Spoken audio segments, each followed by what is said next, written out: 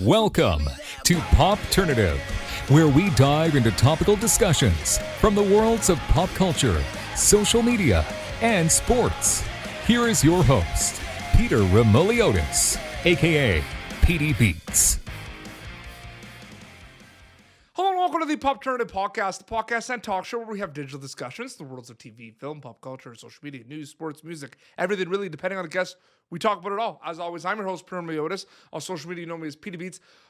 You will recognize my guest from a lot of really cool TV shows and movies. More recently, you will recognize her from Army of One and Love and Monsters. We're with Ellen Hollman. Ellen, welcome to Popternative. Oh my gosh, you should auction stuff off. Have you ever considered doing that? No, I mean, but I've been. you People are literally usually dialogue in 10 seconds. How do you do that? You have to give me your secret. I know. A lot of people compliment me on my. I guess it's because I've been doing it so many times that Yeah. you just kind of get used to it. Thank you so much for coming on the show. My pleasure. Absolutely. Thank you for inviting. Thank you for inviting us. Yeah, absolutely. Army of One. I mean, it's kind of like in the title. I mean, you're in this movie a lot. It's action. There's a lot of stuff going on in this film. I mean, but you're kind of like an army of one, basically. It's not hiding anything in the Title title. gives it all away. It's not hiding anything. What was that like, kind of working on that in a genre in a movie where you're really like it's a very demanding from the lead actress, right? Like there's a lot going on for you. You know what I mean? Oh, absolutely. Well, I was also involved from a production standpoint. I'm one of the producers on it, as well as a co-writer. I came in later on in the game, and they allowed me to go through as a revisionist and really put my voice into the project. And I, of course, as a producer alongside my husband, hired him to be the stunt coordinator. And he's no stranger to the action genre. He's with 8711 Action Design, who do Deadpool, the John Wick franchise, so many things. Wow, yeah. So he and I were able to collaborate together and really come up with some bitchin' action sequences, and it's entirely me. It's there's no double to cut away from, so it's that's really a rarity nowadays, where you'll see a lot of face replacements, or you'll see things that are really choppy, or they go like really close in to kind of hide the shitty action. So this way, there's really no way to hide that, and in order to accomplish that, you really have to give it 1,000%. We shot a lot of masters. In fact, there is an incredible oneer in there in the final act, and we actually got it in the first take. So thank God, because we had a very limited amount of breakaways. So we just kept the ante going up. We really challenged Absolutely. ourselves. So this is a two-part question. I mean, you wore many hats on this film. You know, you wrote on it, you produced it, and you starred in it. So two-part question is, what was it like wearing many hats on a project? And then the second question is, did you know, like from a young age, that you always kind of wanted to do like more than just like one thing in the entertainment industry? Absolutely. And if you ask my siblings, I'm sure they will attest to this. I'm the oldest of four, and therefore just boss. Like, even this is my husband got me this. Boss. Bossly. I don't know. I just like bossing people around. But also from a creative and collaborative standpoint, I do love giving my input and seeing your creative endeavors come to life on screen from beginning to end. I've been a performer for nearly 20 years now. And to show up on set wearing someone else's clothes, saying someone else's lines, stepping where they tell you to step, and then calling it a day, you don't have as much skin in the game other than being the face of your product at the end of the day. So if the movie's shitty, they're going to blame you, even if you had nothing to do with it. So you do, there is risk in that standpoint, but by skin in the game from conception to the final product, you get to see how the machinery comes together. Yep. And it uses a different aspect of your brain other than, using your face and your body to communicate a story. It's putting all the other pieces together, all those other brain cells. So For sure. You're no stranger though to the action genre, you know what I mean? Like at all. If people that follow your career, into the Badlands, Sparkus, Scorpion King. I mean, it's all over the place. You know what I mean? homework. You're doing your homework. Yeah, but is it safe to say though that like I guess a lot of people want to kind of experiment and work in a lot of different genres because they want to also show that they can be diverse in what they present as an actor, like the craft. But I mean, it's always fun when you kind of have your niche and you get to kind of work in it, right? Is it safe to say that like you really enjoy like the action stuff, Ellen? Yes, and it's a transformation of that niche. Mhm. So, what would happen if you take action and add drama to it? What about action comedy? Like being able to fuse those things together. I've been fortunate to do straight comedies, whether they're multicam, single cam. I've been able to do straight drama or cutesy Christmas movies on Hallmark. Mhm.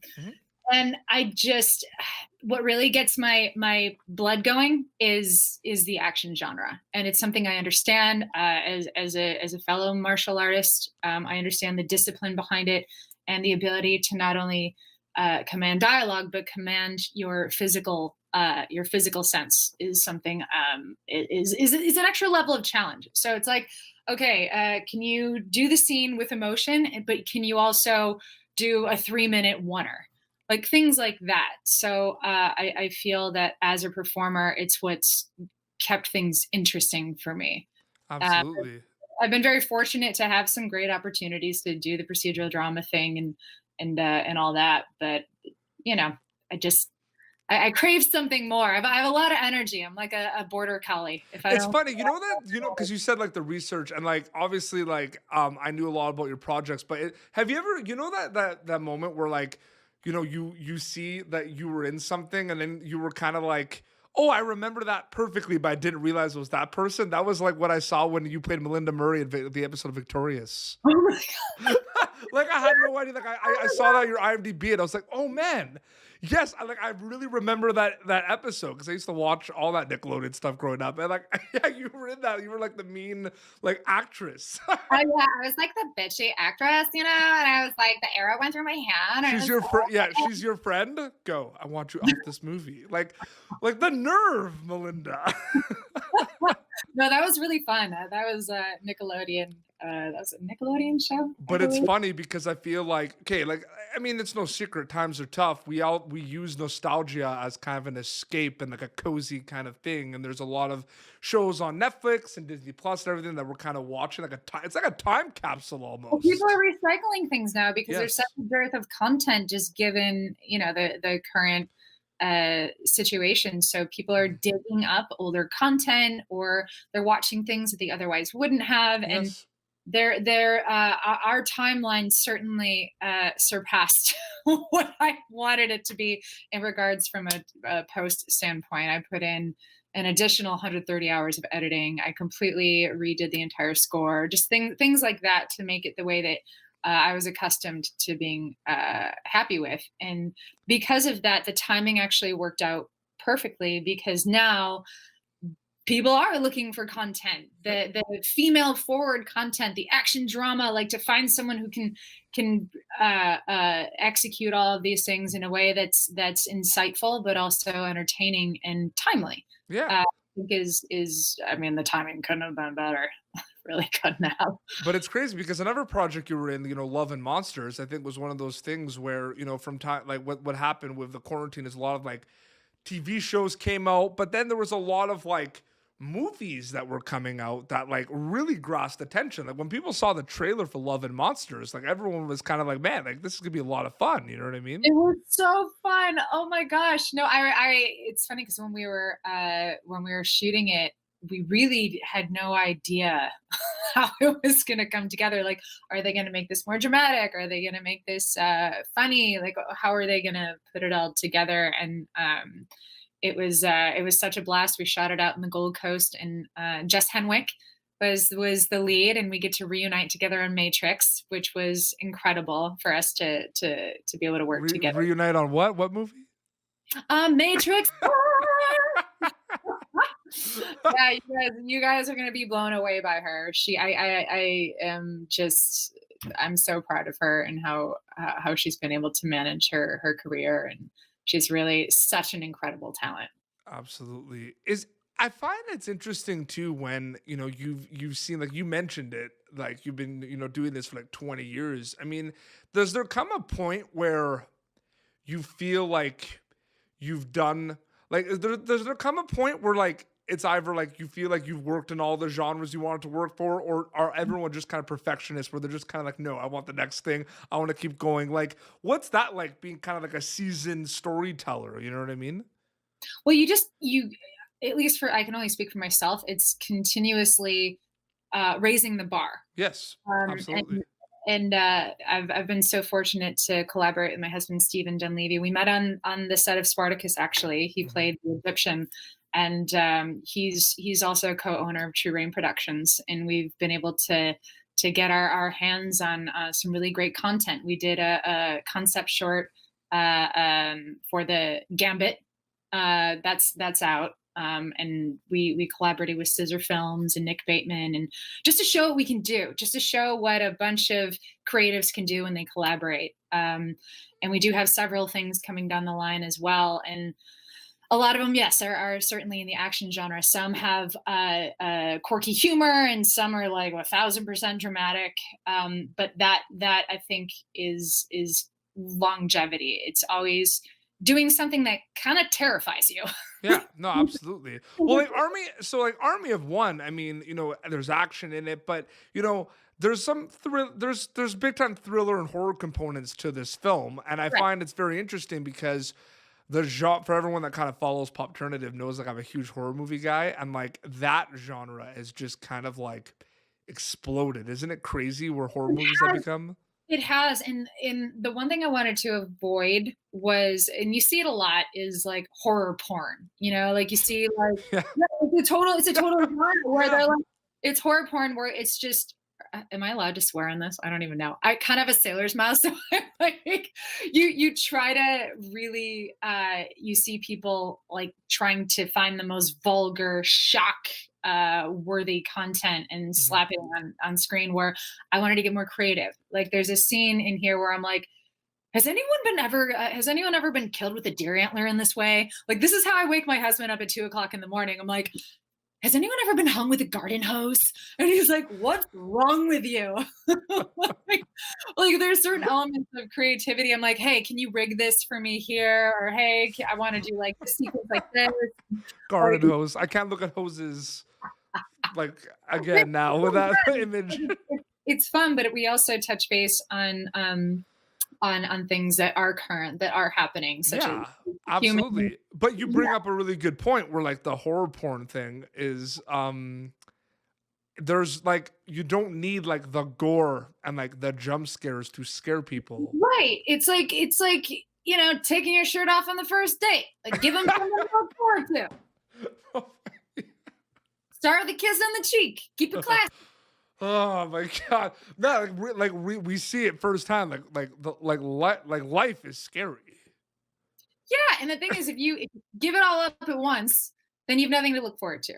So you have to give the audience a little bit, a little bit, a little bit, and then if you do want to have a full on, Act Three, Act Four, depending upon what you're working on, Mhm. you do want to have an explosive ending like that. Yeah, okay, that's a formula. But like I said, if it's just too much, your brain becomes accustomed to it. Yeah. So that's why there is the pace of the action is the way that it is. You're like, oh shit! Like the first way Brenner takes out a guy, you're like, okay, all Yeah, right, this. yeah. I was about to say like the movie doesn't waste time. No, I don't like wasting time. I'm German, so I don't like wasting any time. There's like I feel like it doesn't waste time, and I feel like there's like that movie could have went like two routes, right? Like like it could have been like kind of like you preparing, you're alone and everything, and then kind of like slow burn, and then like boom, she's messing up all these people. And it's like this one, like no, like just like throw that kind of idea like out the window, and it's just like let's go, like let's not waste time. You know what I mean? Oh yeah, she Brenner literally hunts down the people Yeah, who murdered her husband. yeah. She's literally hunting them down, a la John Wick. Vigilante. Yeah, yeah, yeah. She's a vigilante, and she also I don't want to give away too much of it, but she comes across other things that she did not Yes. anticipate, and she has a choice. She can either escape, or she can uh, allow others to escape and get out of the situation that they're in. That's why I was saying before. It's yes, the action is great, it's fun, it's creative, and we did infuse some humor in there, which I insisted upon, but also we touch on human trafficking and the underground drug trade and Yes. things like that are current. These are things that are also a pandemic in their own right, and it's making it uh, important. It's also making it important, and I really wanted to do justice to being a strong female a strong female who's also in the military, Yeah. formerly in the military, because that's something that I'm fully supportive of and wanted to do justice to that as well. No, absolutely. And it's a great film.